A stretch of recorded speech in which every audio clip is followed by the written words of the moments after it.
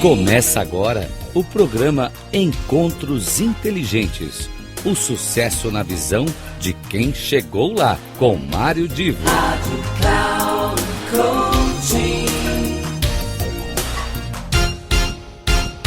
Começa agora mais um dos nossos Encontros Inteligentes e hoje eu trago aqui uma conversa de uma grande amiga, que é a Renata Mondelo, numa live que ela fez nesta semana, primeira semana de julho de 2024, com o Cláudio Holanda.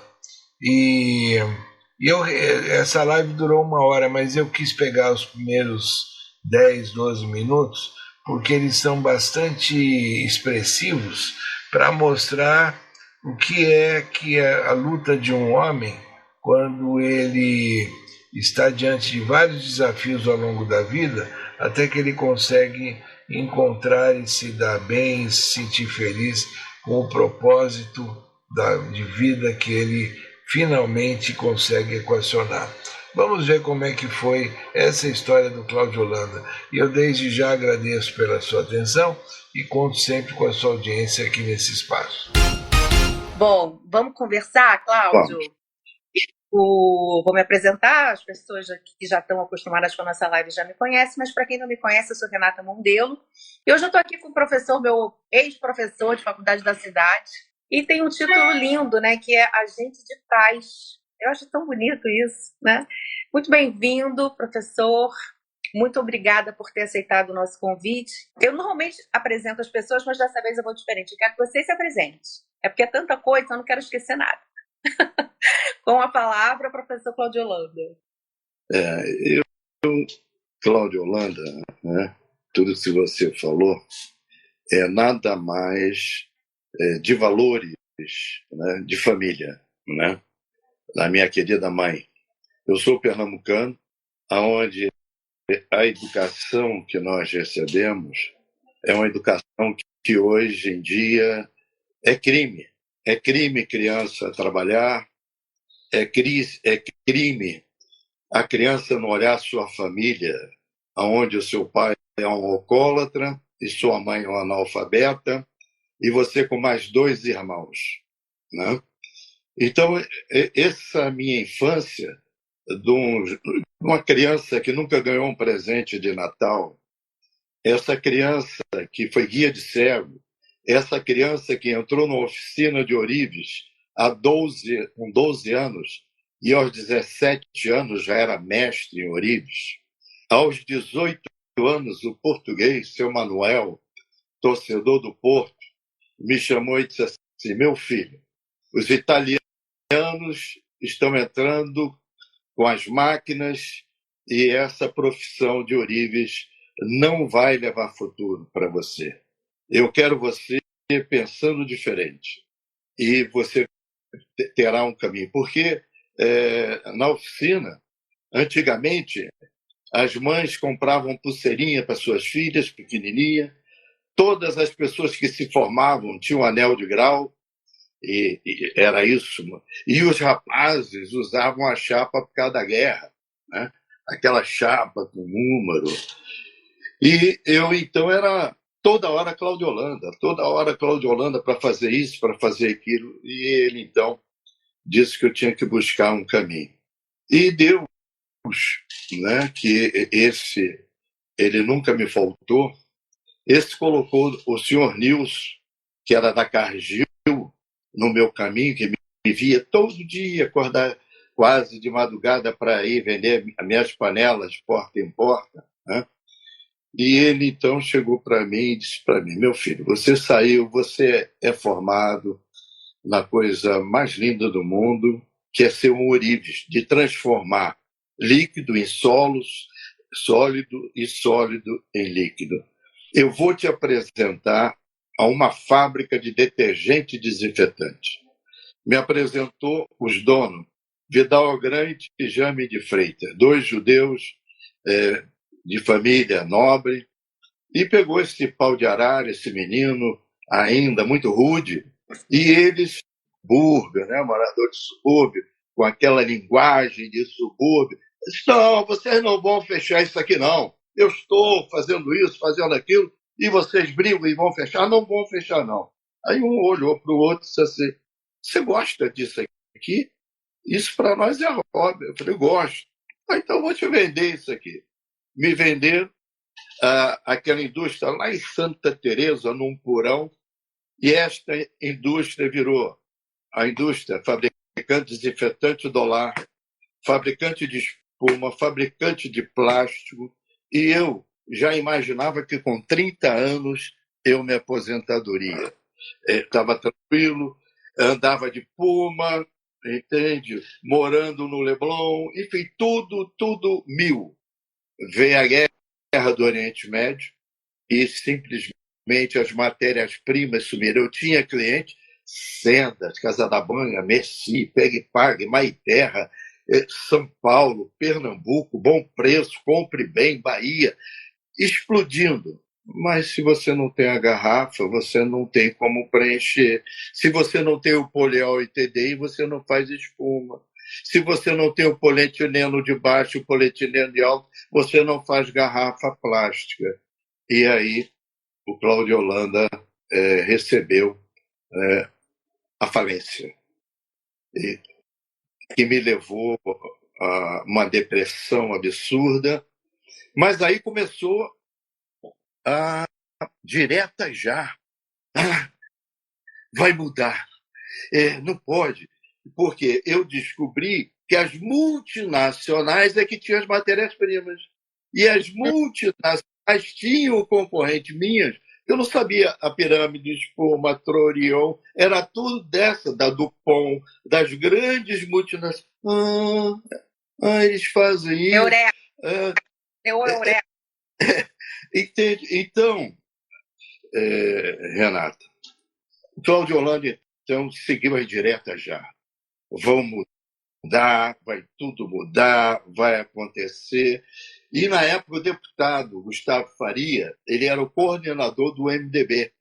O Medina era do PFL. Álvaro Vale, do PL. Muitos anos com Medina, muitos anos. Então, Medina, fala em Cláudio Holanda. Então, o trabalho que eu fiz, maravilhoso, doutor Tancredo, com o maior carinho comigo, vem candidato a ser presidente. Aí, doutor, o nosso querido, né, presidente, ele vem a falecer. Aí o grupo, né, cheio, né, de moral, né, e bons costumes, correram para o Sarney. Eu, o senador, que chamavam de velho, né, o senador veio, o Paulo Ratti veio, Jorge Gama veio, Chico veio para o Rio de Janeiro e disse: vamos ganhar do Brizola no Rio de Janeiro. E o senador Nelson Carneiro era o nosso candidato, mas a pureza da política escolheram Moreira Franco. E Moreira Franco, o nosso trabalho, ganhou o governo do Estado. Ao ganhar o governo do Estado, Cláudio Holanda foi nomeado coordenador parlamentar do governo, aonde tudo que acontecia na esfera federal, estadual e municipal do Brasil passava por mim. Eu, Cláudio, cheio de sonhos, cheio de vontades, o que eu vi? 2 fatos. Uma comitiva foi ao palácio e chovia muito. E essa comitiva estava querendo falar dos grandes problemas do seu bairro, o grande problema, né, do seu município. E chovia. E o Cláudio Holanda, totalmente inexperiente, viu aquela igreja no Palácio Guanabara, fechada. Aí eu disse: quem é que tem a chave lá da igreja? A igreja. Aí abriu a igreja, o povo foi lá para a igreja. Virei inimigo do padre, do arcebispo, porque que direito tinha eu? E porque eu imaginava a igreja era do povo, né? A igreja de Deus abraçando, né, os seus filhos. Não. Segundo ato. O segundo ato. A CTC, na época, tá? Os motoristas reivindicavam, tá, algo justo, e que foi pelo Jorge Gama, que era o secretário na época do Trabalho. O Jorge Gama já tinha sido publicado no Diário Oficial.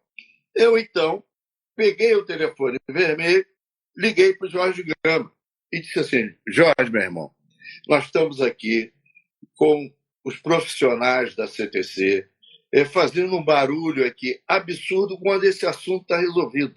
Posso mandar para aí? Pode, Cláudio Holanda, pode. Recebi a comissão e lá foram eles para o Jorge Gama, tudo resolvido. No dia seguinte, o senhor Rogério Monteiro, secretário particular do governador, me chama. O senhor não tem autoridade para fazer isso. Eu falei: como eu não tenho autoridade? Eu ganhei o governo assim como você, eu fui para as ruas. E eu vou deixar... Enfim, entrei nesse assunto. Passou um ano, eu fui até a minha esposa Célia, minha filha Márcia, meu filho Claudinho, minha filha Ana Paula, porque eu tinha 2 carros oficiais. Eu tinha uma polícia que ficava 24 horas na minha porta. E disse para eles: vocês querem um pai corrupto? Você quer, minha esposa, um marido corrupto? Aí eu continuo no ano que vem no governo. Aí pedi demissão do governo Moreira com 1 ano. Paulo Ratti: Cláudio Holanda, poder! Você não pode pedir demissão de poder, o poder foi conquistado por você. Mas não foi só eu, não.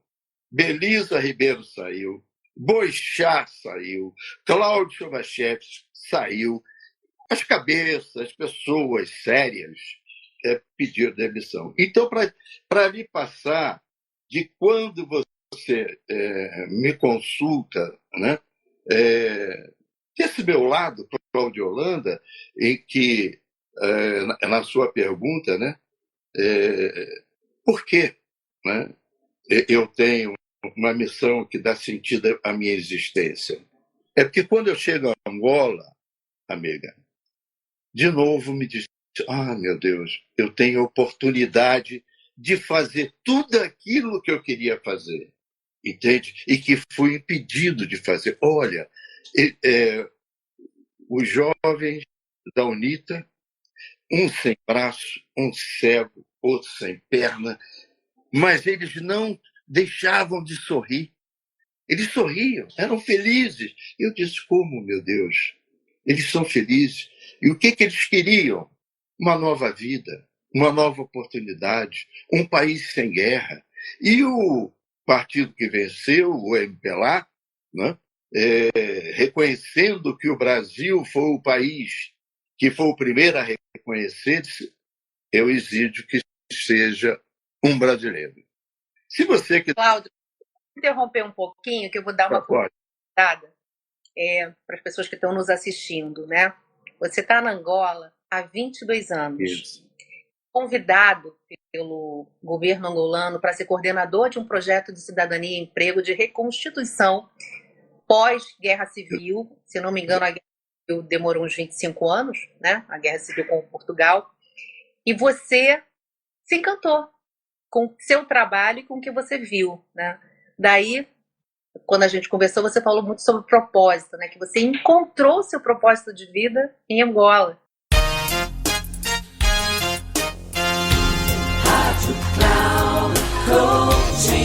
Terminando Encontros Inteligentes, o sucesso na visão de quem chegou lá, com Mário Divo.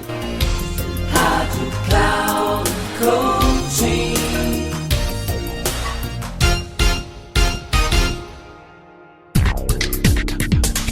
Não perca Encontros Inteligentes, o sucesso na visão de quem chegou lá, com Mário Divo. Sempre às terças-feiras, às 8 da manhã, com reprise na quarta às 12 horas e na quinta às 16 horas, aqui na Rádio Cloud Coaching. Acesse o nosso site radio.cloudcoaching.com.br e baixe o nosso aplicativo na Google Store.